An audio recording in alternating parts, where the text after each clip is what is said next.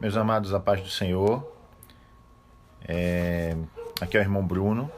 Nós estamos iniciando agora a nossa aula da escola bíblica, que teria que ter começado às 19 horas, mas tivemos alguns problemas aqui e não pudemos começar a tempo, o qual nós fazemos agora, né? Queremos agradecer a Deus pela vida de todos vocês, agradecer ainda pela vida do nosso pastor Barbosa, nossa missionária Maria, o pastor Márcio, a missionária Rosália e a todos os irmãos da igreja. Amém? A lição de número 1, que seria ministrada no dia 5 de abril, mas nós tivemos um pequeno atraso por conta de tudo isso que está ocorrendo. Nós estamos iniciando agora, mas prometemos que até mais ou menos a lição 3, lição 4 no máximo, nós vamos estar em dias. A gente sempre na congregação de Santo Aleixo, a gente antecipa a lição. Por exemplo, a lição que seria no domingo, a gente faz ela na quarta, sempre antes das igrejas que fazem a ministração da lição aos domingos. Então, a lição de número 1, o texto dela é Carta aos Efésios, saudação aos destinatários. Nosso textuário está lá em Efésios, capítulo 1, versículo 2, que diz assim. Ai, meu Deus do céu.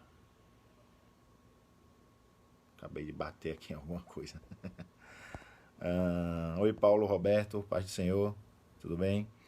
Efésios 1:2, que diz assim: a vós a graça e a paz da parte de Deus, nosso Pai, e da do Senhor Jesus Cristo. O textuário, a verdade prática, diz: a epístola aos Efésios revela o propósito eterno de Deus para a igreja de Cristo.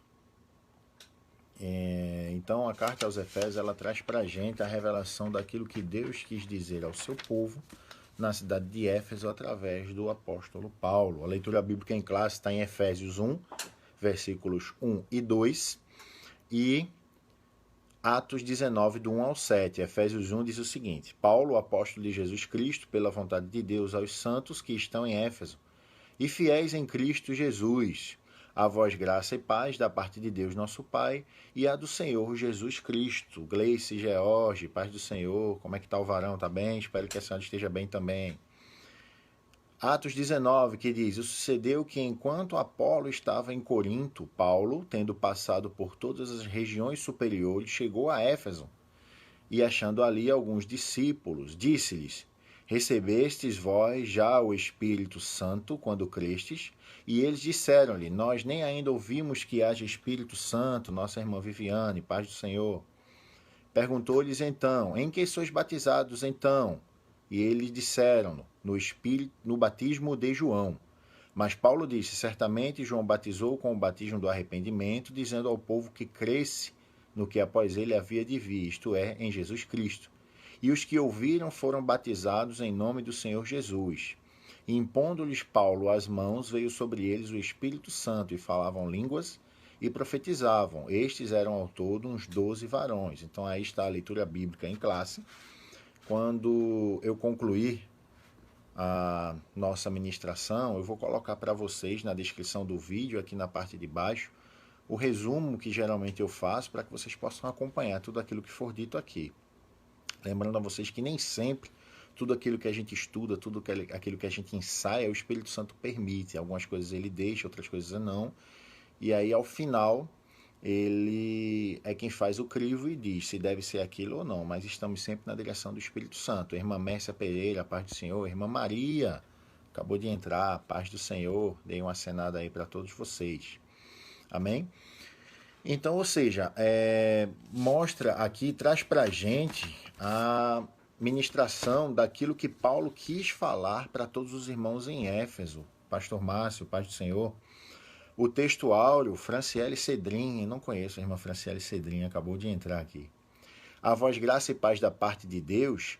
A graça é a causa, o motivo, a razão, a circunstância da nossa salvação, é o favor imerecido de Deus para conosco.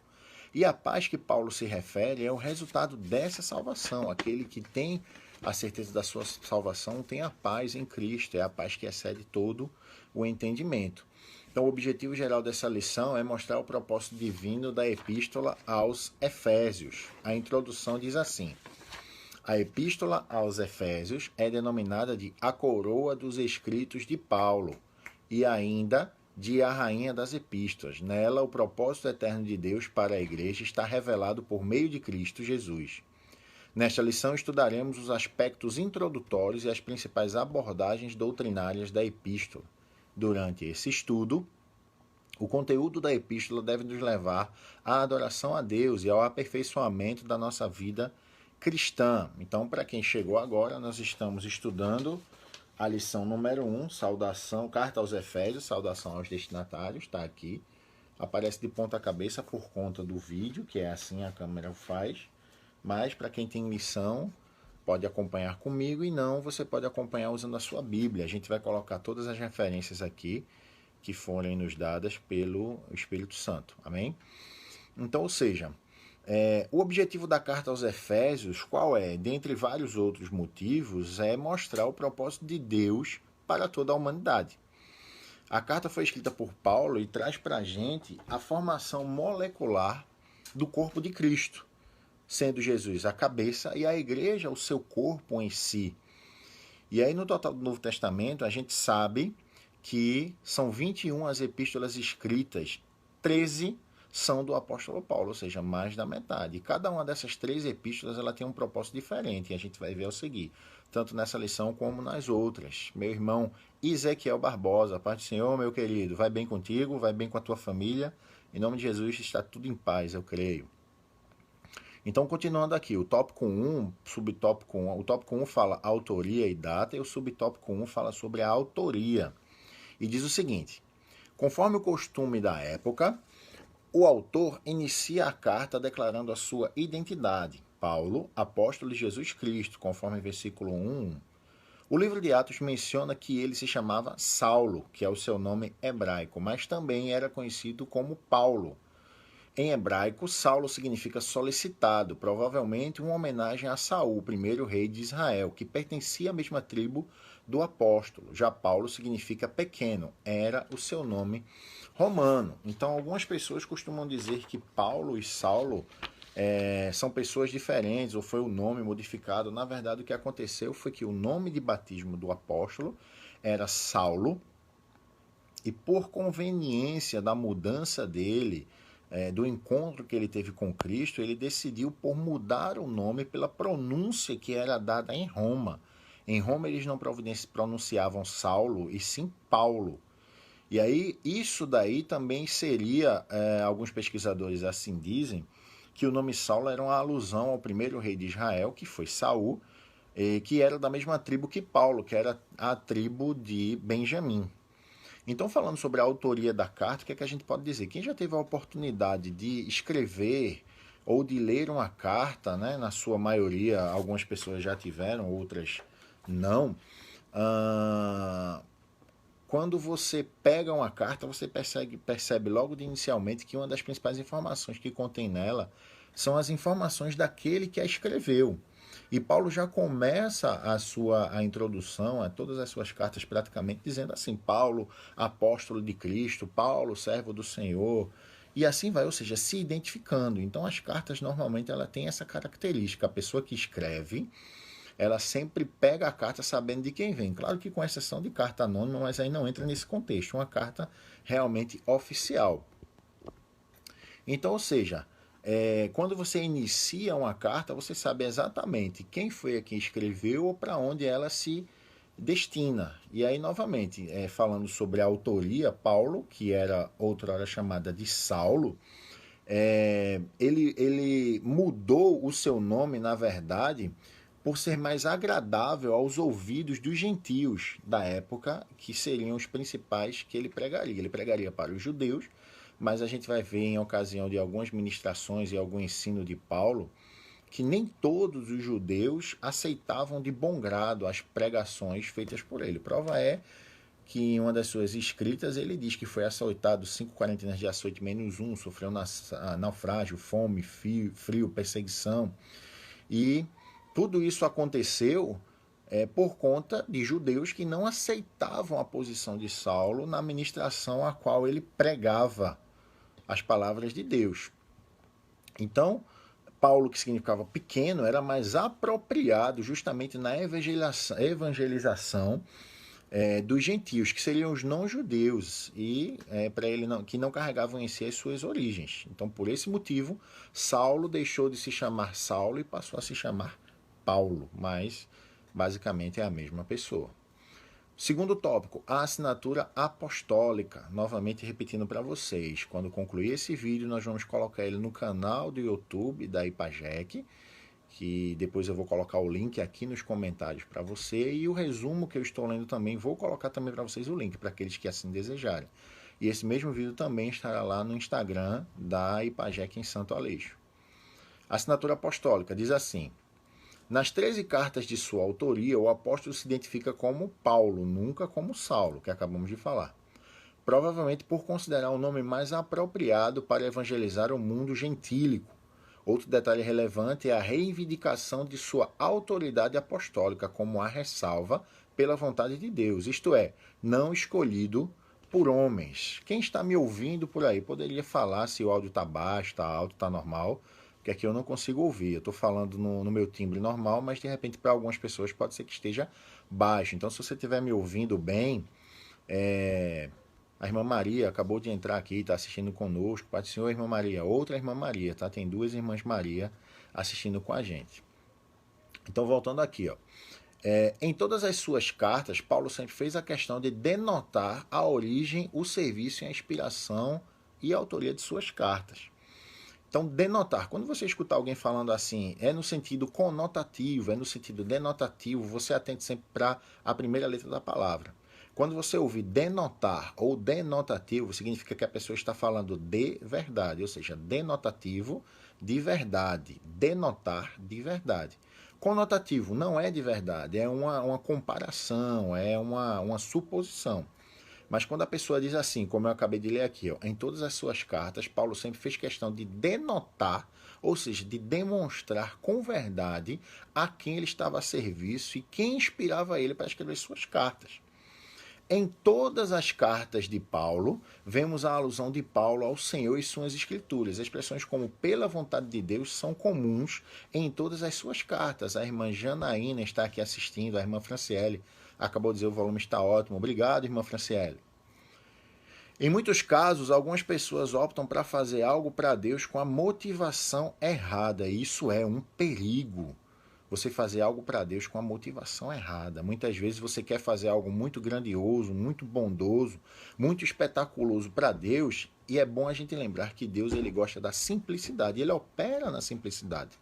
Ele age na simplicidade. Então, muitas vezes a gente quer fazer algo pomposo, algo grandioso para Deus e se esquece, né, de agradar e de exaltar o nome daquele que é o merecedor de toda a honra e toda a glória. E Paulo ele sempre teve esse cuidado de falar, olha, eu estou aqui a serviço de Deus, o que eu faço para Deus, o que eu faço com Deus, o que eu faço por Deus. Então é importante a gente colocar sempre esse sentido, sempre essa realidade nas nossas vidas. A gente tem que ter em mente que é o seguinte, os homens em geral, eles veem o exterior, mas Deus ele sempre vê o coração e certamente as suas intenções. Se a gente for lá para o primeiro livro de Samuel 16:7, a gente vai ver que se dependesse de Samuel, ele teria ungido quem como rei de Israel? O primeiro que entrou, o primeiro filho de Jessé, porque ele olhou o cara alto, forte, bonito, guerreiro do exército do rei Saul. Ele disse, certamente é esse. E o que foi que Deus bradou para ele? Não atentes para a sua formosura, nem para a beleza da sua estrutura, porque eu o rejeitei. E muitas vezes você e eu fazemos as coisas para Deus com a motivação errada, quando Deus na verdade está rejeitando. Porque Deus ele olha para o seu coração. Se o que você está fazendo é de verdade para Deus, é para agradar a Deus, é para mostrar que Deus é grande na sua vida, então verdadeiramente Deus vai fazer com que tudo dê certo. Agora lembrando, Deus olha o seu coração. Isso aí tem que ter para você um significado especial, porque enquanto você está fazendo e as pessoas estão acaloradas, batendo palmas para você, será que você está fazendo de verdade para Deus? Ou você está fazendo aquilo para aparecer? Então o apóstolo Paulo ele sempre tinha esse cuidado de dizer, eu, servo do Senhor, estou aqui inspirado por Deus, estou aqui pela vontade de Deus. A gente tem que se lembrar O que Jesus também falou para os fariseus e hipócritas com as atitudes dele. O que é que eles diziam? Estes já receberam o seu galardão. Quando ele falava das esmolas, não sejais como os hipócritas, que tocam sinetas para que todos vejam o que estão fazendo. Quando deres uma esmola, dá com a mão direita sem que a esquerda veja. Por quê? Porque Deus quer ver a motivação do teu coração. Deus não está interessado no que você faz. Ah, eu vou doar tal coisa para tal pessoa e vou postar no meu Facebook e no meu Instagram. Olha, então você já recebeu o seu galardão. Faz com a direita sem que a esquerda veja. E lembrando que aquilo que você está fazendo pode ser que ninguém esteja vendo, mas Deus está vendo. Deus está vendo o teu coração, Deus está vendo a tua atitude, Deus está vendo por quê, para quê e como você está fazendo aquilo. Então, para mim, pode ser que isso não tenha significado nenhum você fazer, mas para Deus tem. Amém? Terceiro tópico, uma epístola da prisão. Fala o seguinte: a epístola foi escrita no período em que Paulo se encontrava preso em Roma. Ele se identifica como prisioneiro de Jesus Cristo, o preso do Senhor, e o embaixador em cadeias. Isso significa que era uma carta enviada do cárcere. Por essa razão, ele integra o rol das epístolas da prisão redigidas aos Efésios, aos Filipenses, aos Colossenses e a Filemon. Então, ou seja, assim como a epístola aos Filipenses, aos Colossenses, a carta a Filemon, Efésios foi uma carta escrita em um dos momentos de prisão que o apóstolo Paulo viveu.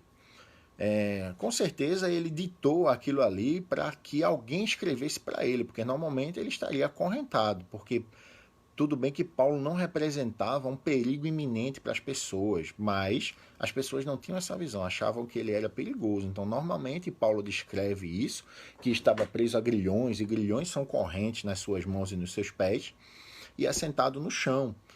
A gente sabe o episódio, por exemplo, de Paulo e Silas na prisão, onde fala que eles estavam acorrentados e começaram a louvar, e perto da meia-noite as cadeias se quebraram e os grilhões de suas mãos e os seus pés foram destruídos. Então, certamente, Paulo, estando em prisão, e quando ele escreveu essas 4 cartas, como a gente acabou de ler aqui, Filipenses, Colossenses, Filemon e a própria Efésios, certamente ele estava preso e escreveu essa carta para que as pessoas fossem edificadas. Então, ou seja, em todos os fatos em questão, ele fez questão de descrever que era prisioneiro de Cristo. Em outros casos, ele colocou preso do Senhor, embaixador em cadeias. Então, ou seja, duas das mais célebres, assim, as duas maiores expressões que Paulo usou para falar conosco através de suas cartas, ele estava preso. A primeira no próprio livro de Efésios, no capítulo 6. Mostra que ele estava acorrentado e ao seu lado havia um soldado. E olhando para o soldado, ele recebeu a seguinte inspiração do Espírito Santo: escrever sobre a armadura de Deus.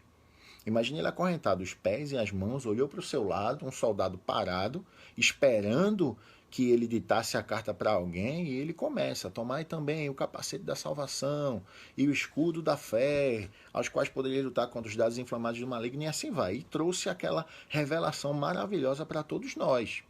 A outra, ainda em Filipenses 4:4, outra ocasião, ele também preso deixou a seguinte exortação para a gente: regozijai-vos sempre no Senhor. Outra vez vos digo, regozijai-vos. Então imagina uma pessoa presa, certamente apanhou, porque a Bíblia diz que em um dos momentos ele sofreu 5 quarentenas de açoites menos um, ou seja, cada quarentena 40 chibatadas. Ele sofreu 5 vezes. Cada uma das vezes ele só levou as 39. Porque quando ele ia levar a segunda, ele dizia: não, mas eu já apanhei. E aí o soldado dizia: não, você não levou 40.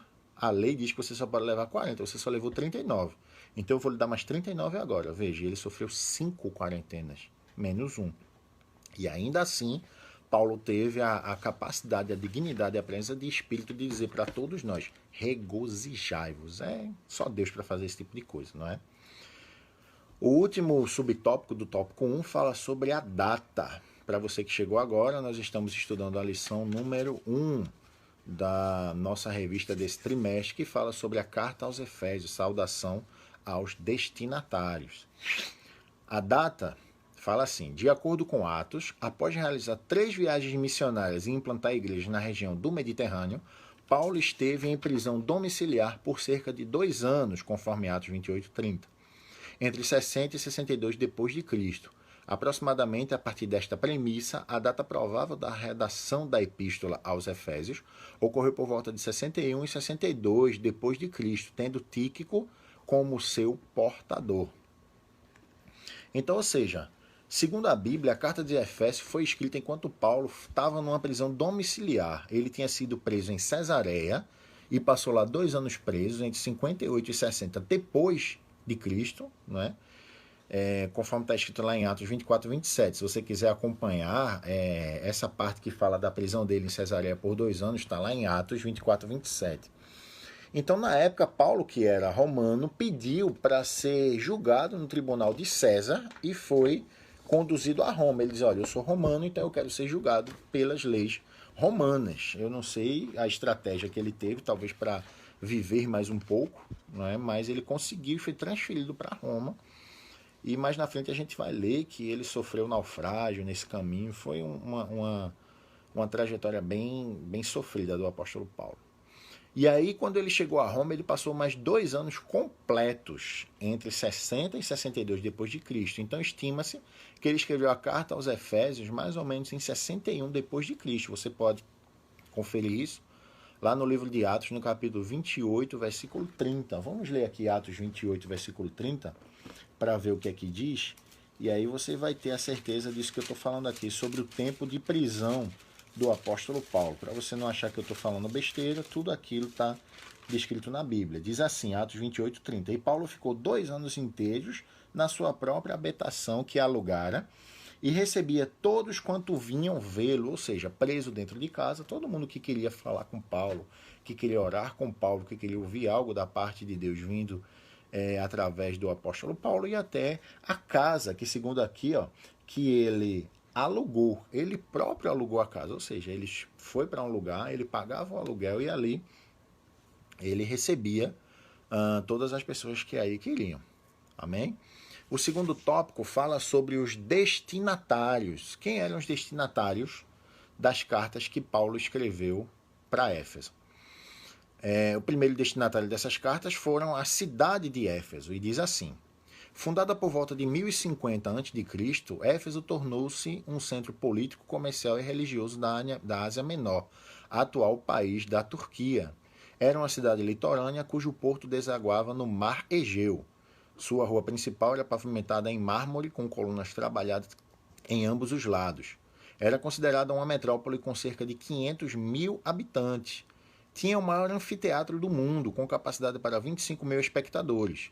Próximo dali ficava o estádio com a pista de corridas e a arena onde ocorriam as lutas entre animais selvagens, como também entre homens e animais. A irmã Rosália acabou de entrar, paz do Senhor, missionária Rosália, Deus abençoe. Então, ou seja, para a gente entender um pouquinho, no território de Lídia, era uma área que ficava na costa oeste da Ásia Menor, tinha uma cidadezinha entre as antigas cidades de Esmirna e Mileto, ou seja, tinha Esmirna, tinha Mileto, e no meio dessas duas cidades tinha uma cidade. E aí no ano de 1050 a.C., tá? Os gregos invadiram, tomaram e expulsaram da cidade todos os seus moradores. Por que eles queriam e quiseram fazer isso? Porque a cidade ela ficava numa posição comercialmente desejável, ou seja, ela ficava de frente para o mar e por trás dela ficava a entrada da Ásia. Então, ou seja, para o comércio era ótimo. Todo mundo que quisesse entrar na Ásia tinha que passar por essa cidade. Então, estrategicamente, era uma ótima cidade para eles tomar. Ou seja, era uma cidade que era comercialmente desejável. E aí vem o nome, o significado de Éfeso, significa desejável. Era uma cidade importante para todas as rotas comerciais. Aí quando foi em 133 a.C., mais ou menos 1000 anos depois da tomada dela pelos gregos, ela foi inserida como uma província romana, ou seja, o Império Romano já tinha crescido bastante. E aí Roma disse, aquela cidade eu quero para mim. E ela conseguiu tomar a cidade para si. E aí foi quando Roma começou a ter mais destaque no sentido comercial, no sentido político, no sentido religioso da Ásia Menor. Por quê? Porque Roma já era um império muito grandioso. E aí foi o que ele fez, ele investiu naquela cidade para aquela cidade ser um polo importante para o seu governo. E aí, por todas essas características, Éfeso alcançou uma condição de metrópole, ou seja, era boa para o comércio, era boa para a política, era boa porque era a entrada da Ásia, era fácil escoar o material que era produzido lá, agricultura, carnes, pedras preciosas, artesanato e etc. Então, por isso, ela cresceu muito rápido. As pessoas iam para Éfeso para poder viver lá e muitas pessoas ficaram ricas lá. E aí ela tornou a sede do procônsul romano, ou seja, uma das pessoas mais importantes de Roma, que era o procônsul, era o segundo cônsul, o responsável pela política de Roma, disse, a partir de agora eu vou morar aqui. E a confederação de todas as cidades da Ásia Menor, ou seja, em Éfeso haviam membros de todas as cidades da Ásia que se reuniam lá e tudo que era decidido eles lá levavam para as suas cidades. Tinha um famoso teatro que cabiam 25 mil pessoas, então naquela época um teatro com 25 mil pessoas era muito grande. Hoje você vê que estádios de futebol que cabem 30 mil pessoas são enormes, imagine um teatro para 25 mil pessoas. E nesses teatros, e na cidade de Éfeso ainda era famosa pelos esportes de corridas de biga, que é aquela corrida que o cara vai em cima de um carrinho e o cavalo vai puxando e tem que arrodear várias vezes o cenário e quem chega primeiro vence e ganha vários prêmios. As lutas grego-romanas, que é aquelas lutas entre os homens, né, que eles brigavam entre si com socos, com chutes e etc. E entre os animais, colocavam animais para lutar, os cães, os animais de grande porte, leões, tigres e etc. E ainda tinha as caçadas entre homens e animais, ou seja, soltavam os animais nos campos da cidade e os homens iam caçar. E tinha alguns casos até dos nobres caçando os escravos. E aí a carta de Paulo ela foi endereçada para quem? Para os crentes em Jesus da cidade de Éfeso. E interessante, Éfeso hoje é a Turquia, que a gente vê muito em alguns filmes por aí, né? A Turquia, por seus temperos, por seus tecidos, por suas estatuetas, ela é muito famosa no mundo. Ela é a porta de entrada da Ásia, ou seja, a Turquia de um lado. Por trás da Turquia fica a Ásia, em frente à Turquia fica a Europa. Então, ou seja, ela é o berço, o limite entre os dois continentes, o continente asiático e o continente europeu. Então, por isso que ela era tão interessante para todas as pessoas. A religiosidade de Éfeso, o segundo tópico, fala o seguinte: a cidade abrigava o templo de Ártemis, que seria Diana, a deusa da fertilidade, construído em mármore. A economia da cidade dependia dos milhares de turistas que a visitavam. Sua maior fonte de renda era o comércio de nichos de prata vendidos no templo, razão pela qual seus moradores ficavam alarmados com a pregação de Paulo contra a idolatria, conforme está lá em Atos 19 do 27 ao 29. Então, o que é que acontece? Paulo chegou a Éfeso para pregar as palavras que Jesus tinha proferido há alguns anos antes e todo o ensino bíblico que havia no conhecimento de Paulo. E aí ele chega a Éfeso e ele causa terror ao povo da cidade. Por quê? Qual era a cultura de Éfeso? Totalmente voltada ao paganismo, que seria a adoração de deuses estranhos, principalmente da deusa Ártemis. Com o ensino da palavra de Deus, os comerciantes e trabalhadores com ouro e com prata, além dos artesãos de Éfeso, iam perder tudo aquilo que era fonte de renda para eles. Ou seja, o que é que o cara fazia na porta do templo? Ele fazia de barro, de ouro e de prata a estatueta da deusa Ártemis. Quando uma pessoa vinha para visitar a cidade, o que é que ele fazia? Ele vendia essas estatuetas ou presenteava os nobres. Olha, vai vir um nobre jantar na minha casa e eu quero um presente para ele. O que é que o senhor quer que eu faça? Faça uma estátua de Ártemis em tamanho natural. Aí ele fazia uma estátua de 1,70 m, toda de ouro e prata, e aquele homem rico pegava aquela estátua e dava de presente para quem vinha visitá-lo. Certamente esse cara que fez a estátua ganhava muito dinheiro. Então o que é que Paulo chega na cidade? Chegou para trazer a diferença para aquele povo. Deus abençoe a irmã Janaína, né? Deus que faz essas coisas, viu? Ela fez um comentário aqui que está aprendendo muito, que Deus continue lhe proporcionando isso. Então, Paulo chegou dizendo, olha, isso é errado. Deus não se agrada disso. Isso não é o querer de Deus. Só existe um Deus, não existem outros deuses. A outros deuses não deves adorar. E aí o povo começou a abrir o seu entendimento, porque isso acontece quando a gente ouve a palavra de Deus, a gente começa a modificar a nossa fé. Tanto é que a palavra de Deus diz que a fé vem pelo quê? Pelo ouvir, e ouvir a palavra de Deus. E quando a gente ouve, a gente aprende. E quando a gente aprende, a gente não quer mais errar. E o povo começou a fazer essa coisa. Olha, eu não quero mais não. E aí, de repente, chegou o funcionário daquele homem e disse, olha, você hoje vai fazer 2 estátuas em miniatura de Artemis. Quero não. Mandei eu fazer um escudo, mandei eu fazer qualquer outra coisa, mas estátua de Deus para adorar eu não quero não. E aqueles homens começaram a perder dinheiro, e aí começou a confusão dentro da cidade. Imagina a situação, era comum naquela sociedade o culto às atividades pagãs, às entidades pagãs. E o povo era cego espiritualmente porque não tinha o conhecimento. E a Bíblia diz que o meu povo se perde porque lhe falta conhecimento. Mas a partir do momento que você passa a ter conhecimento, passa a saber quem é Deus, você começa a distinguir o certo do não certo.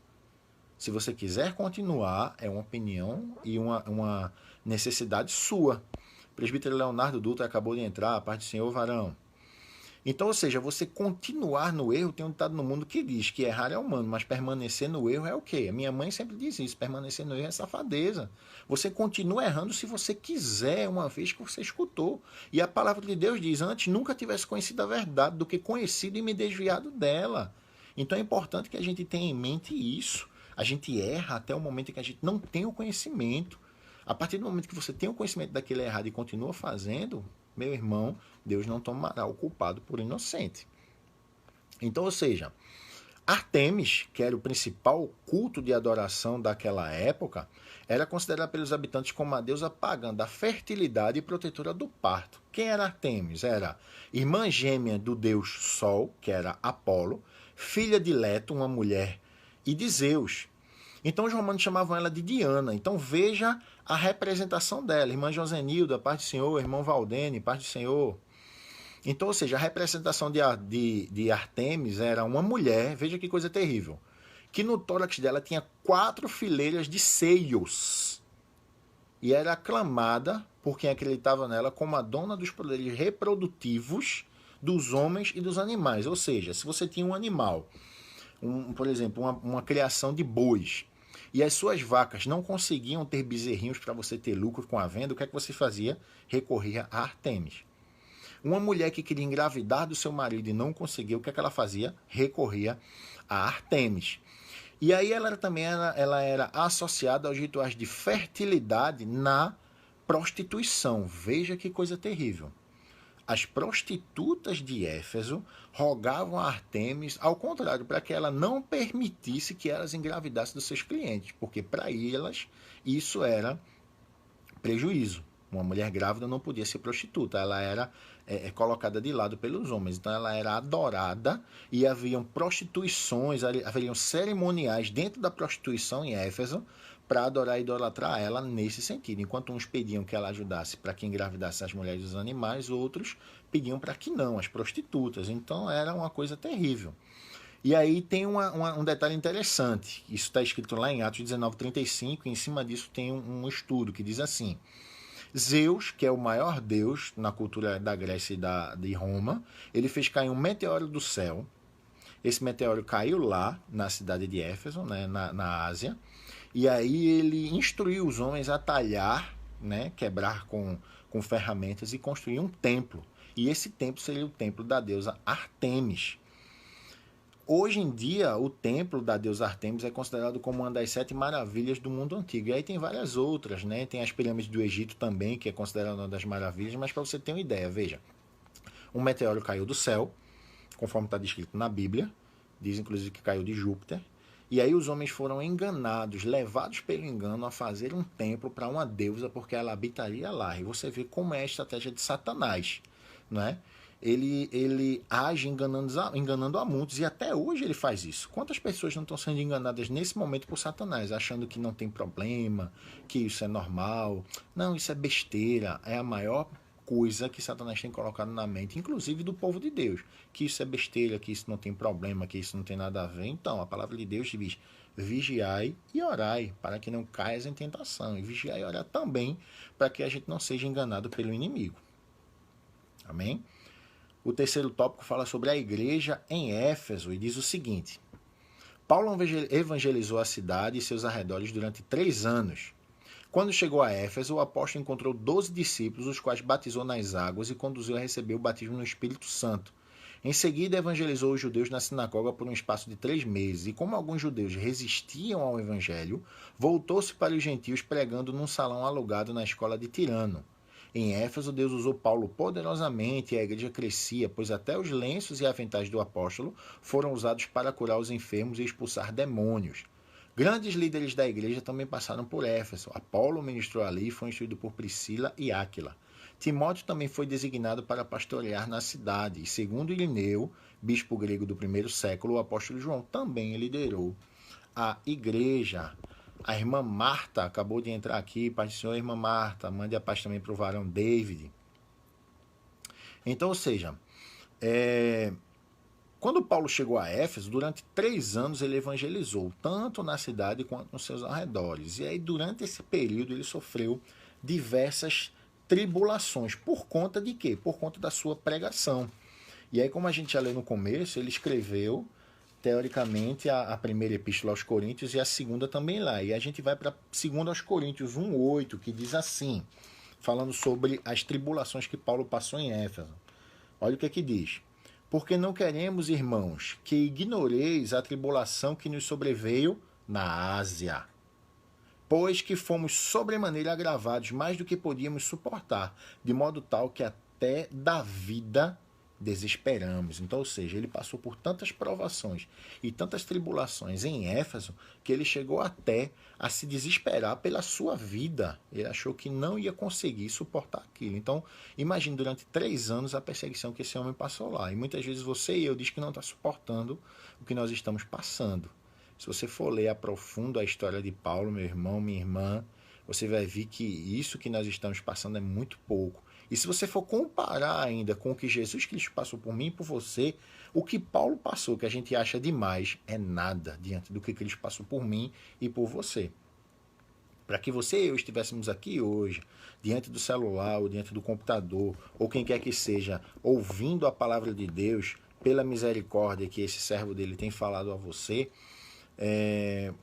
se você atinasse para o que Cristo passou por nós, é nada. Então, por isso que nós devemos usar nossa vida e os nossos membros e todos os nossos recursos para a honra e para a glória do Senhor Jesus nas nossas vidas.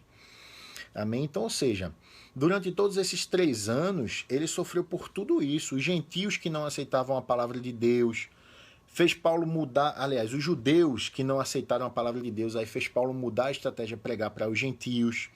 E aí a citação foi tão maravilhosa, ele foi tão bem aceito, por isso que eram tanta gente vindo para ouvir a palavra, tanta gente para receber a oração, tanta gente para receber a cura pela imposição das mãos, que havia momentos em que Paulo não podia ir para todos os lugares. O que é que ele fazia? Ele tirava o seu lenço e dizia, coloque sobre o doente e ore que ele vai sarar. Ou então ele tirava o seu avental e dizia, leve lá que os demônios vão ser expulsos. E aí a Bíblia diz, em Atos 19:12, isso, que, claro que isso não deve ser via de regra. Aquilo foi uma situação totalmente atípica, a qual Paulo não podia fazer a imposição de mãos, como exprime a palavra de Deus, e em momentos como esse, momentos ímpares, ele fez isso. Então a gente precisa atentar para o que a Bíblia diz.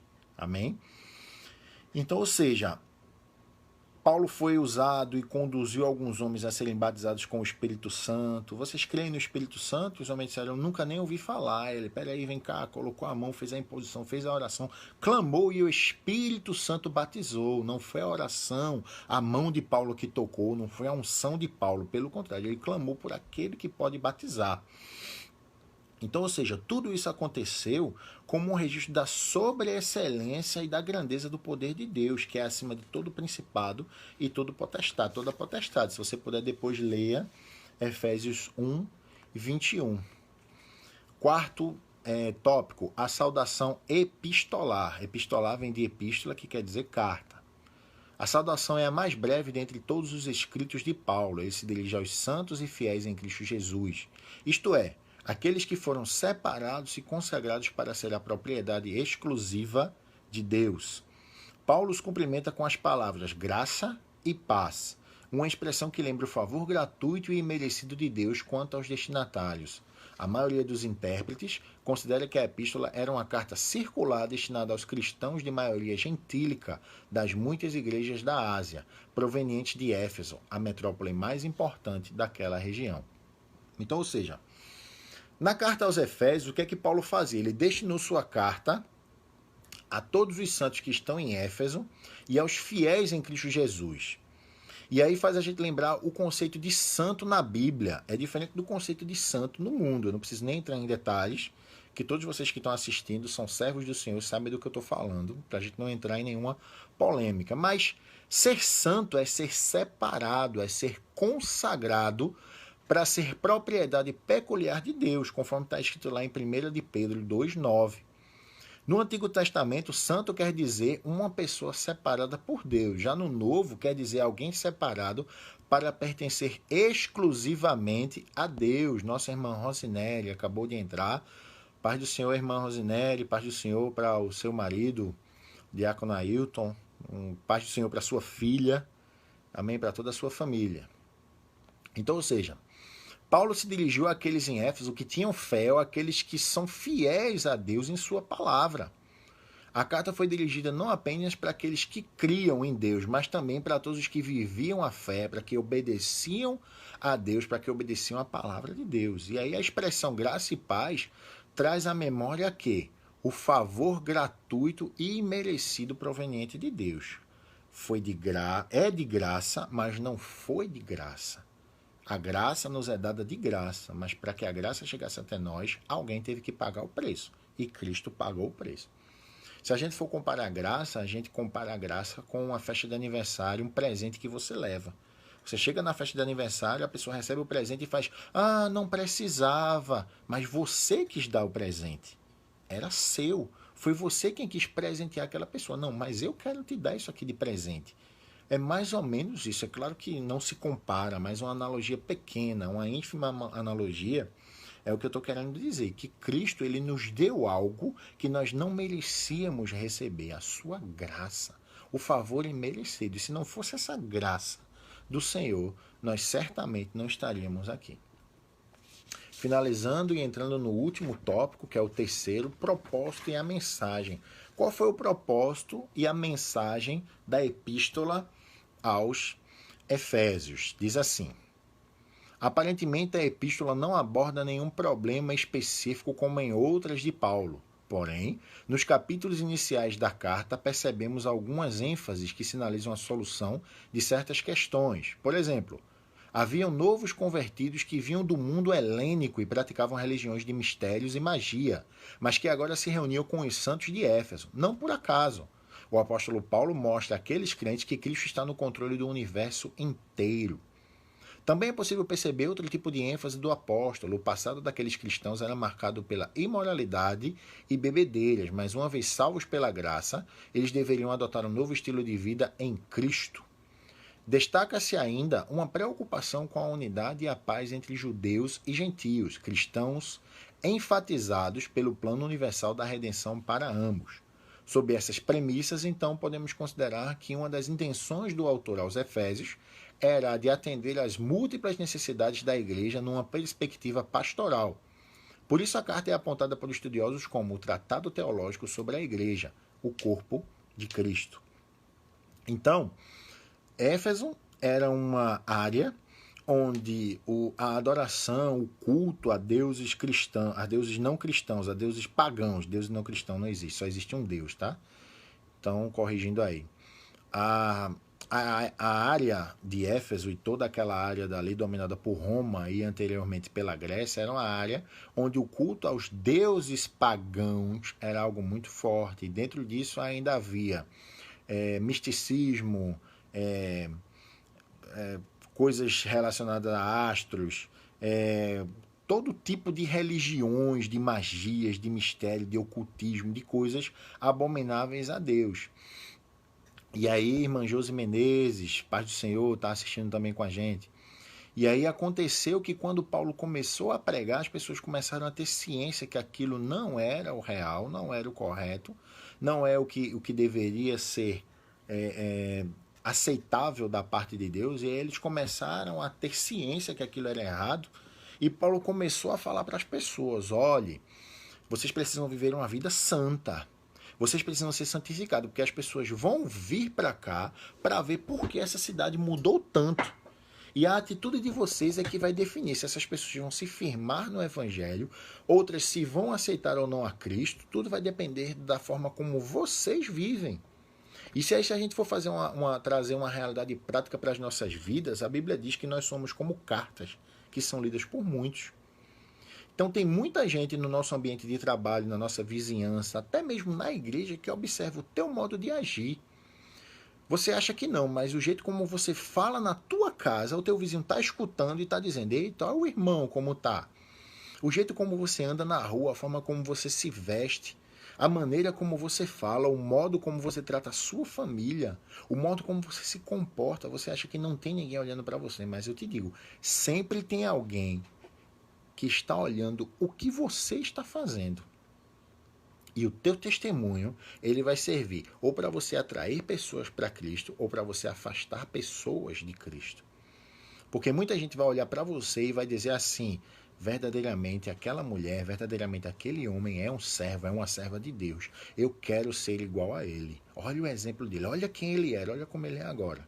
E ao contrário, da mesma forma, com as suas atitudes, as pessoas vão olhar e vão dizer assim, eu ser crente igual aquela dali, igual aquele dali, não, deixa eu no mundo mesmo. Para quê ser crente igual aquele ali? Quero não. Então isso tudo vai ser usado contra você. O seu exemplo, ele vai arrastar muitas pessoas, ou ele vai afastar muitas pessoas. Então é importante que você saiba como agir. Era mais ou menos isso que Paulo estava dizendo lá. Ele convocou todos os crentes à sã doutrina e a uma vida santificada. Efésios ele tem 6 capítulos e um total de 155 versículos. Ele é dividido da seguinte parte. Capítulo 1, 2 e 3 é uma parte doutrinária, ou seja, é ensino. Paulo ensinando. Nos capítulos 4, 5 e 6 é a parte prática. É Paulo mostrando como é que tem que se fazer. Como é que se tem uma vida santificada. Então, Paulo escreveu o livro dos Efésios tratando de uma novidade de vida e de uma mudança na forma de agir, na forma de pensar, na forma de viver, na forma de se comportar. Ele exorta naquilo ali que eles devem esquecer o que passou. Olha, antes vocês serviam a deuses, hoje vocês só servem a um Deus. Antes vocês praticavam magia, agora vocês têm que praticar o evangelho. Antes vocês se comportavam com bebedeira, agora vocês têm que se comportar com sobriedade. Enchei-vos, a palavra de Deus diz de quê? Do Espírito Santo, e não vos embriagueis com vinho. Diz ainda lá em Filipenses, outra carta de Paulo 3,13, prossigamos para o alvo, que é Cristo, e esqueçamos das coisas que para trás ficamos. Então, ou seja, a preocupação de Paulo era mostrar que os costumes de antigamente tinham que ficar antigamente. O que você fazia antigamente, você não deve mais fazer. Porque lá na frente, o resultado das suas escolhas de hoje é que vão definir quem você vai estar, onde você vai estar e como você vai estar lá na frente. Então eu quero estar com Cristo. Onde eu quero? Eu quero estar no céu. E como? Eu quero estar no meu corpo transformado. E é isso que eu e você temos que ter em mente. As suas atitudes é que vão diferenciar o que é que você vai receber lá na frente. É difícil? É muito difícil. É muito difícil. Ser crente de verdade, ser cristão, fazer aquilo que a Bíblia manda. Porque eu costumo dizer normalmente isso. Quem conhece realmente um crente é quem convive com ele dentro de casa. Quem conhece você, mulher, é o seu marido. Quem conhece você, marido, é sua esposa. Quem conhece você, filho, é seu pai e sua mãe. Quem conhece você, pai e mãe, é seu filho e sua filha. Quem conhece você é quem convive com você. Porque na igreja você vai com a melhor roupa, pelo menos tem que ser assim. Você coloca o melhor perfume, você ajeita o seu cabelo, você ajeita seu corpo, você vai todo lindo, porque você vai cultuar. Mas em casa, quem ouve seus gritos, quem ouve seus desaforos, quem vê como você age, são os seus familiares. Mas Deus ele está vendo tudo. Então muitas vezes alguém da tua família não quer aceitar a Cristo por conta dos exemplos que ele vê em casa. Para que ser crente desse jeito? Ou você acha que ninguém diz isso? Pois diz, viu? Muito cuidado como você tem andado no mundo. Então, ou seja, Paulo ainda falou aos anciões daquela época, conforme está descrito aqui, para eles tomarem cuidado, porque haveriam muitas contendas no meio do povo trazida por aquilo do passado. As pessoas iriam apontar como é que ele agora é crente, é desse jeito. Ah, mas esse daí, olha, vivia ali comigo, tomando uma cachaçinha, fumando uma droguinha, usando uma droguinha. Mas lembre-se, Aquele que está inscrito em Cristo é nova criatura. As coisas velhas já passaram. Eis que tudo se fez novo. Nós erramos, estamos em obras. Nós estamos a cada dia sendo construídos. O nosso conceito, o nosso caráter, a nossa vida está sendo moldada e construída conforme a palavra de Deus. Nós estamos em obras e aquele que começou a boa obra há de aperfeiçoá-la em Cristo Jesus. O último tópico, a mensagem, que diz o seguinte: a mensagem de Efésios gira em torno de duas temáticas: Jesus Cristo, que é a cabeça, e a igreja, que é o corpo. Assim podemos classificar os desdobramentos desses assuntos nos seguintes eixos temáticos. Primeiro, a consumação do plano eterno de Deus na pessoa Jesus Cristo. E segundo, a atuação do Espírito Santo como o penhor da experiência de salvação. A reconciliação dos povos por intermédio da cruz de Cristo. E quarto, a revelação do mistério da vontade de Deus por obra do Espírito Santo. Um novo estilo de vida baseado na unidade é o quinto. Então, na comunhão com o Espírito, na frutificação da adoração e na intercessão do Espírito, os novos relacionamentos conjugais e a luta contra o diabo. Portanto, a epístola contém uma combinação de doutrina, fé e prática na vida cristã, ou seja, de tudo o quanto Deus fez e do que se espera que a igreja faça. Deus vai fazer a parte dele, mas você e eu precisamos fazer a nossa parte. Sozinhos não conseguimos nada, mas com Deus nós somos o quê? Mais que vencedores. Você, minha irmã, é mais que vencedora. Tudo isso que está acontecendo na sua vida é para um propósito. Tudo isso que está acontecendo no mundo hoje em dia é para um propósito. Todas as nações estão sendo afetadas por um vírus que ninguém sabe de onde veio, ninguém sabe como surgiu. De verdade, existem teorias e teorias e teorias aí, mas de verdade ninguém sabe. Ninguém tem a cura. Existem, novamente, eu digo, teorias de que talvez isso, talvez aquilo resolva. Mas no fim, somente Deus sabe de tudo. Deus sabe como começou, Deus sabe quando começou, Deus sabe até onde vai, Deus sabe quando vai parar. Então isso é motivo para eu e você glorificar a Ele, porque Ele não perdeu e não perderá o controle da minha e da tua vida. Tudo está nas mãos dEle. A Bíblia diz que, na verdade, um pouquinho antes, se a gente for contar todos os grãos de areia que existem em todas as praias do mundo, é impossível, né? A gente vai na praia, a gente pega um punhado de areia na mão, a gente não consegue contar quantos grãozinhos tem. É muito, né? No céu, existem mais estrelas do que grãos de areia existem em todas as praias do mundo. Então, ou seja, você pode até conseguir contar um punhado de grão de areia, se você pegar e contar um por um, vai demorar muito tempo. Mas você não consegue contar as estrelas do céu. E a Bíblia diz que Deus chama todas as estrelas do céu pelo nome, não esquece o nome de nenhuma. Aí eu te pergunto, se Deus sabe o nome de todas as estrelas do céu, será que Ele não sabe o que você está passando agora? Será que Ele não sabe qual rumo que a tua vida tem que tomar? Será que Ele não sabe o que Ele está fazendo com você nesse momento? Será que isso que você está passando, Deus tem perdido o controle? Eu digo para você, Deus não perdeu o controle de nada. Tudo está na mão dele. No tempo certo, Ele vai fazer tudo acontecer.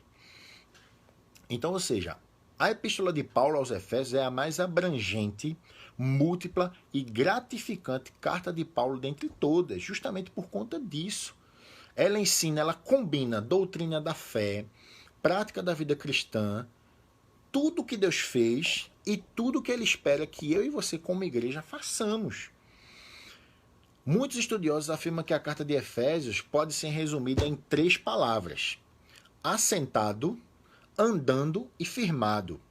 Pela posição, o crente está assentado com Cristo nos lugares celestiais.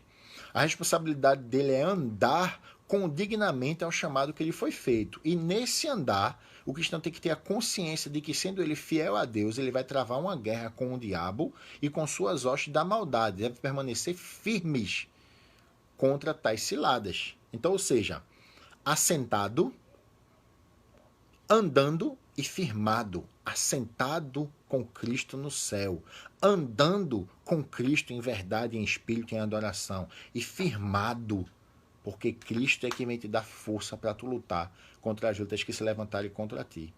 Então, ou seja, tem 2 polos ao qual gira a mensagem, como se fossem uma bola dentro da outra. Jesus Cristo e a igreja sendo representados por quem? Por Cristo, que é a cabeça. A conclusão diz assim: a epístola revela um elaborado resumo da salvação e suas implicações para a vida cristã. Seu conteúdo recorda o favor imerecido que recebemos gratuitamente da parte de Deus. Suas exortações nos impelem a viver em santidade e alicerçados em Cristo, a cabeça da igreja, e a batalhar contra as forças das trevas. Você é corpo, e o corpo não funciona sem a cabeça. Se você certamente já viu em alguns filmes, geralmente esses filmes épicos, antigos, de lutas, em que quando o inimigo corta a cabeça do outro, normalmente ele morre. Então, ou seja, sem a cabeça nós estamos mortos. Mas com a cabeça nós seremos o corpo forte que vai conduzir a igreja até o céu de Jesus. Quero assim agradecer a todos vocês que aqui estiveram. Quero assim agradecer a todos vocês que ficaram até agora assistindo conosco, que acenaram, que disseram palavras aqui. Quero desejar a paz do Senhor a todos vocês. Uma noite reparadora de sono, e eu quero convidar você a fazermos uma oração, entregando esse estudo que acabou de ser realizado, e para que Deus nos dê uma noite debaixo da sua graça, da sua paz. Peço que você ore comigo. Senhor Deus, querido e eterno, vemos aqui, Senhor, primeiramente agradecer a Ti pela oportunidade que Tu deu a cada um de nós, Senhor, de ouvirmos da Tua palavra, Pai. E a fé, Senhor, ela vem justamente assim, Senhor, pelo ouvir e ouvir a Tua palavra. Então aumenta a nossa fé, Senhor, para que nós possamos crer mais e mais em Ti, Senhor. Obrigado pela oportunidade que Tu deu a mim, Senhor. Que humildemente, como Teu servo, Pai, estudei e ministrei essa lição por trás de Ti, Espírito Santo, pois tudo foi Tu que falou, Pai.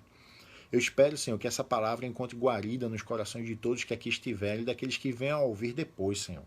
Abençoa, Senhor, o nosso ministério, todos os nossos pastores, missionários, presbíteros, diáconos, diaconisas, obreiros, todos os nossos membros, Senhor, para que todos nós possamos sair dessa fase negra, Senhor, e terrível, Pai.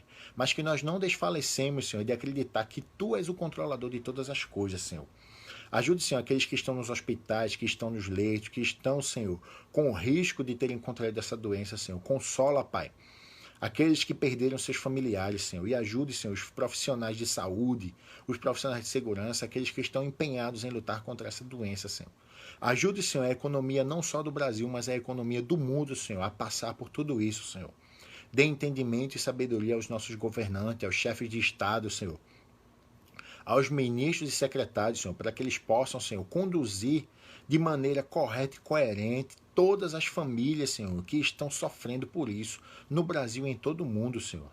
Ser com aqueles, Senhor, que estão internados em estado grave, Senhor. Tu és aquele que pode retroceder, Pai. E nós estamos aqui, Senhor, crentes e confiantes, Senhor, que Tu há de resolver essa situação, Pai. Nós te clamamos, Senhor, pelo Teu poder, pela Tua graça, pelo Teu amor, pela Tua misericórdia, Senhor. Esteja sempre conosco, em nome de Jesus. Amém. Que Deus abençoe a todos vocês e a paz do Senhor para todos.